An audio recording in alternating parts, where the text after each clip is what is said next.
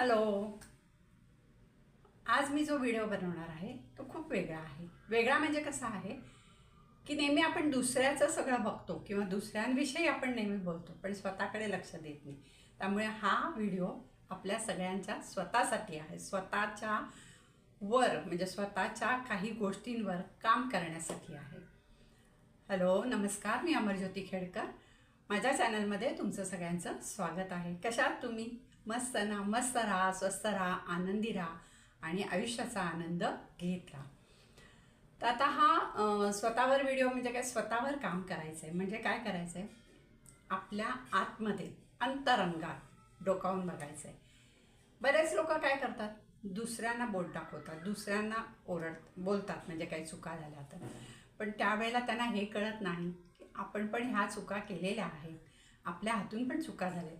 चुकत चुकत चुकत माणूस शिकत जातो आणि जेव्हा 10 चुका होतात तेव्हा 11व्या चुकीला त्याच्या लक्षात येतं की असं नाही करायला पाहिजे. तर हे काम आहे, हे आपल्यावर करायचं आहे. म्हणजे जेव्हा आपण दुसऱ्यांकडे असं एक बोट दाखवतो त्यावेळेला म्हणतात ना, ही चारी बोटं आपल्याकडे असतात. म्हणजे आपण आपल्याकडे आधी लक्ष द्यायचं आणि मग दुसऱ्यांना बोट नंतर दाखवायचं. बोट दाखवायची गरजच नाही आहे. तर मला हेच सांगायचं आहे, आपण आपल्यावर काम केलं पाहिजे.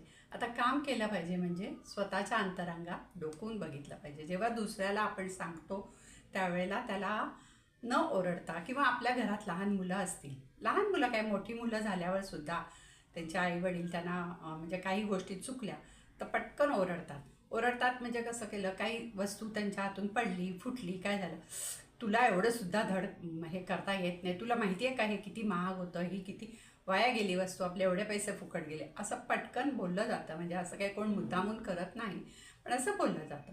तर असं बोललं जातं त्यावेळेला आपण हा विचार करत नाही की अशा चुका आपल्या हातून पण खूप वेळा झालेल्या आहेत आणि त्यामुळे त्या चुकातनं चुकत चुकत आपण शिकलेलो आहोत. त्यामुळे त्यांना पण संधी द्यायची किंवा त्यांनाही आपण समजावून सांगायचं आणि त्यांना सांगायचं, बघा असं हे केल्यामुळे हे असं असं होतं, तर तू पुढच्या वेळेला जरा लक्ष देऊन कर. मुलंसुद्धा चुकतात, चुकली तरी ते चुकत चुकत ते शिकत जातात. आणि त्यामुळे मला असं वाटतं की प्रत्येकाने आपल्या स्वतःवर काम केलं पाहिजे. जेव्हा आपण शांत बसलेलो असतो, आपण काही काम करत नसतो किंवा रात्री झोपताना काही पडल्या पडल्या आपल्याला काही झोप लागत नाही, त्यावेळेला दिवसभर आपण काय केलं, आपल्या हातून काय चुका झाल्या, आपण कोणाला दुखवलं का, आपण काही खोटं बोललो का, आपण वाईट शब्द बोललो का, ह्या सगळ्याचं ॲनालिसिस करायचं. म्हणजे अगदी सकाळी उठल्यापासून आपण काय केलं आहे इथपासून सगळं आपणच स्वतःशी म्हणजे ते एक एक एक एक आपण बघत जायचं की मी काय केलं, मी ऑफिसमध्ये काय केलं, किंवा मी बाहेर कशी वागले, किंवा मी माझ्या मैत्रिणीला काही बोलले का.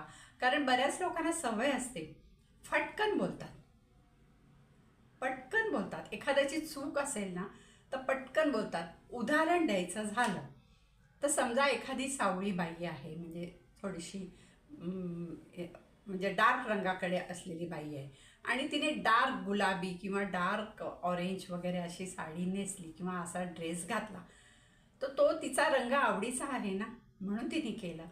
किंवा तिला मिळालं असेल, तिला वाटलं असेल हे शिवावं, घालावं किंवा ही साडी घालावी म्हणून तिने घातला ना.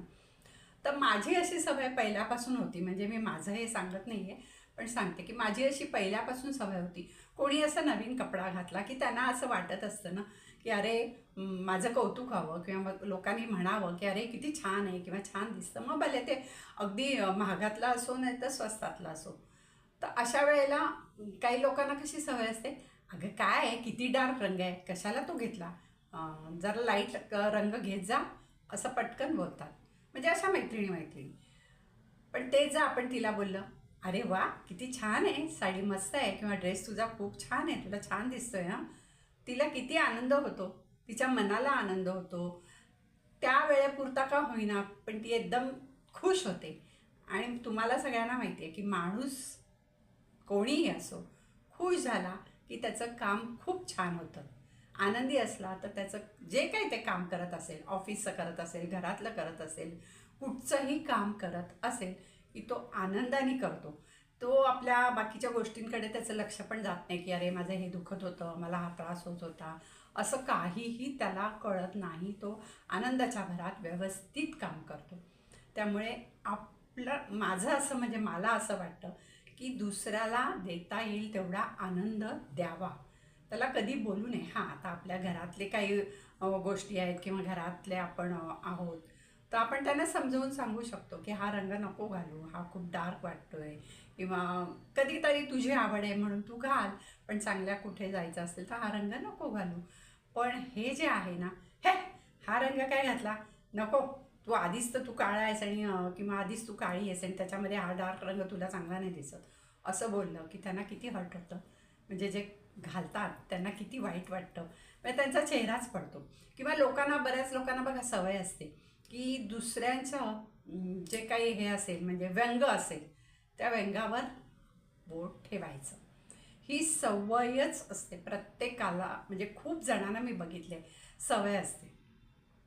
मग ते आता खूप, म्हणजे आता एक उदाहरण द्यायचं झालं तर आता समजा एखाद्या मुलीला खूप पिंपल्स आले किंवा तिचा चेहरा काळवंडला आहे किंवा तिला ब्लॅकेट्स आलेत किंवा तिला काय पिगमेंट, आजकाल पिगमेंटेशनचा वगैरे पण त्रास असतो, ते असेल किंवा काही असेल, कुठे चार माणसात ती छान तयार होऊन ड्रेस घालून गेली आणि असा छान मोठा ग्रुप आहे आणि त्या ग्रुपमधले कोणतरी एक बाई किंवा तिची कोण फ्रेंड वगैरे असं बोलते, अगो काय किती पिंपल्स, बघतेस की नाही काय स्वतःकडे, जरा काहीतरी ट्रीटमेंट वगैरे घेत जा, कसं बघ चेहरा बघ कसा दिसतोय तुझा, असं जर बोललं तर तिने तो घातलेला छान ड्रेस किंवा तिचं ते हे सगळं वाया जातं.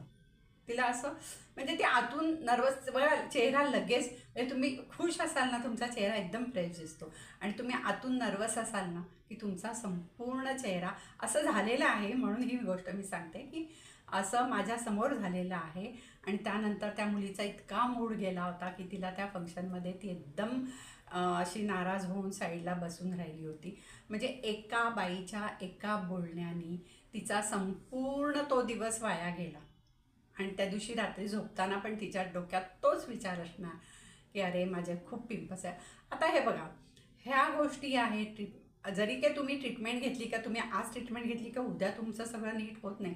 बरं, ट्रीटमेंट घ्यायला प्रत्येकाकडे पैसे जाण्याचं म्हणजे प्रत्येक गोष्ट असावी लागते, असं नाही आहे की प्रत्येक वेळेला गेलं आणि ट्रीटमेंट घेतली आणि झालं बरं. त्यामुळे असं शक्यतो मला असं वाटतं दुसऱ्याला दुखवू नये, दुसऱ्याच्या व्यंगावर बोट ठेवू नये.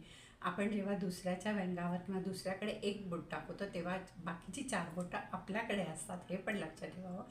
अगदी आता हे बघा, आता एक जाडी बाई आहे, बाई घ्या पुरुष घ्या आहे, आता काय काय जणांचा कसा तो आजार असतो किंवा काही ठराविक ह्याच्यात मी आता बघितले की थायरॉइड ज्यांना आहे त्यांना सुद्धा त्यांची जाडी वाढते.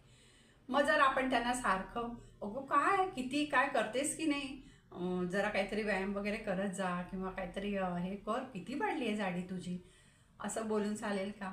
नाही चालणार. आणि त्या माणसाला काय वाटेल हे आता त्याच्या हातात आहे का? नाही आहे.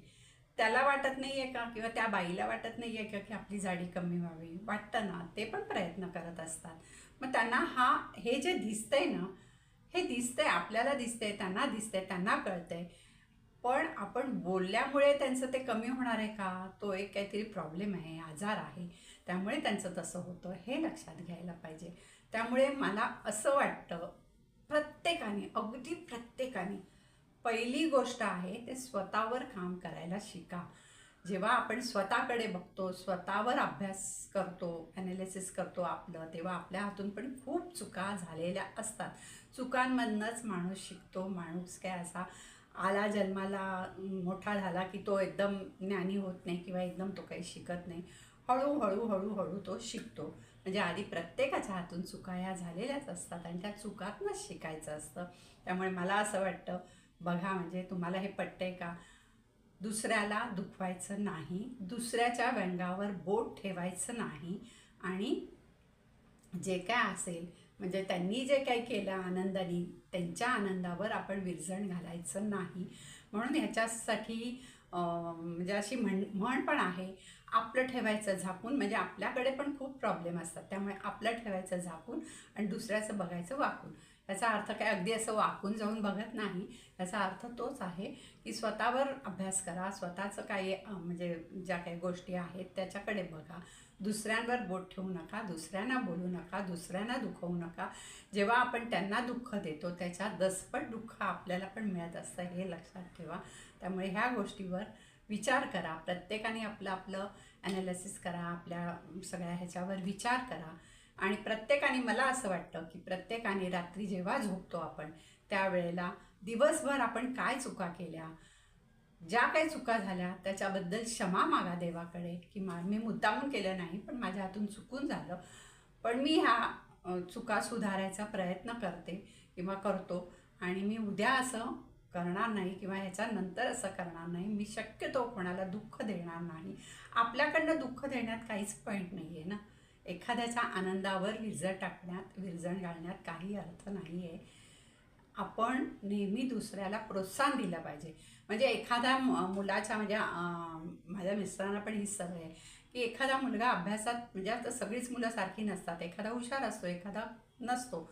आता आमच्या नातीला सुद्धा आम्ही काय सांगतो, हां अरे वा, वेल डन हां, वेल डन, कर हे कर, तुला तू करू शकतेस, तुला होऊ शकतं, तू कर हे, बघ तुझं छान होईल, तुला पहिला नंबर म्हणजे नंबर वगैरे मिळणं हे पुढची गोष्ट झाली, पण तू हे करू शकतेस. तिला प्रोत्साहन दिलं की तिचं अजून तिला उत्साह वाटतो.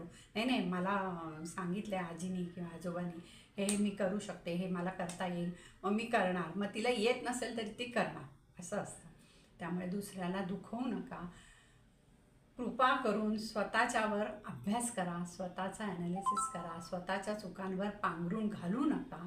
दुसऱ्यांचं म्हणून म्हणतात ना, स्वतःवर पांघरून घालायचं आणि दुसऱ्याचं असं वाकून बघायचं, तसं करू नका. प्रत्येकाने आपल्या आपल्या सगळ्या गोष्टींवर विचार करा, अभ्यास करा आणि स्वतःचा ॲनालिसिस करायला शिका, स्वतःवर लक्ष द्यायला शिका.